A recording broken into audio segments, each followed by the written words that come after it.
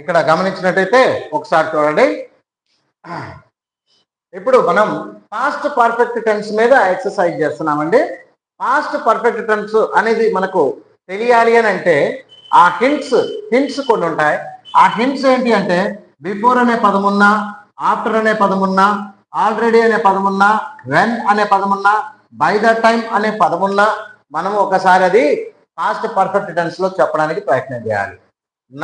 ఇక్కడ ఆ past perfect tense యొక్క వెర్బ్ ఎలా ఉంటుందంటే మెయిన్ వెర్బ్ V3 లో ఉంటుంది, హెల్పింగ్ వెర్బ్ హ్యాడ్ ఉంటుంది. మెయిన్ వెర్బ్ V3 లో ఉంటుంది, హెల్పింగ్ వెర్బ్ లేదా మోడల్ ఆక్సిలరీ అంటారు, ఇది హ్యాడ్ ఉంటుంది. హ్యాడ్ తర్వాత V3 రావాలి. కాబట్టి అదే మనం చెక్ చేద్దాం. ఆల్రెడీ E10 అనే V3 ఇచ్చాడు. ఇక్కడ మనం వెతకాల్సింది హ్యాడ్ కోసమే. హ్యాడ్ అనేది ఏ ఆప్షన్ లో ఉంది? ఆప్షన్ సి లో ఉంది. కాబట్టి దాని